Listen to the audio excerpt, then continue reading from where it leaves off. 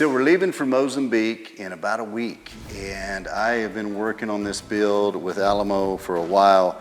This is my new 375 that we're building for Redemption Rifles. Alamo's putting it together for me. Let's go through what I did different on this one than the other ones you've seen. Of course, this is an Alamo, but everybody gave me a hard time because I was doing the painted stocks and they wanted it to look more traditional. So we found this synthetic stock from Macmillan and put it on here to kind of make it look a little more traditional. It looks very close to wood, but it's got all the benefits of a synthetic stock. So I started with that. I've got a 22-inch proof barrel on it, and this time I added a Raptor 8 from AB.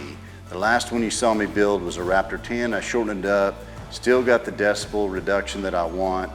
It's so important to shoot suppressed for me. I just try and do it on everything I do.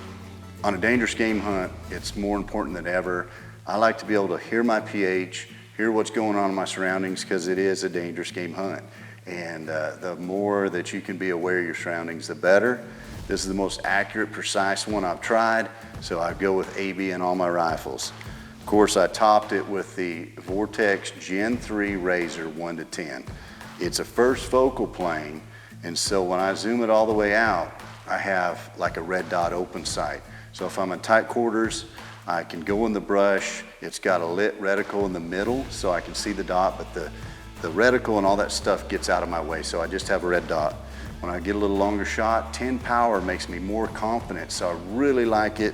The glass on the Gen 3 is just unbelievably clear.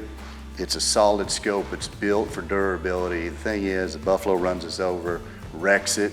Vortex sends me another one. So it sets on here perfect. I've got a rail. This is Alamo's new action. I'm putting it on all my rifles. Love the smoothness of it. I like the availability of it. Some of these actions you guys know are really hard to get, and you've got to wait 6 to 8 months if it gets here at all. So that's what I've got there. This is something that I do on my builds. I had a pick rail for an Atlas bipod. When we go hunt hippo, they're in the water, and you've got to get down and camp out on them for a while. Getting prone, trying to hit a spot that big is probably your best odds. You know, your shots are all off sticks when you don't have this on here. This is really only for the hippo shots when you can get prone. I pop this off. This pick rail's out of your way. I put this up on the sticks. It's a perfect setup. My hand on my forearms in a great spot, and I can throw it up so that pick rail doesn't interfere with anything. This has a flush cup on it, sling stud here, so if you do want to sling this rifle, you can. So that's the new 375 Redemption Rifles, built by Alamo. If you guys have any more questions, hit me up in the comments.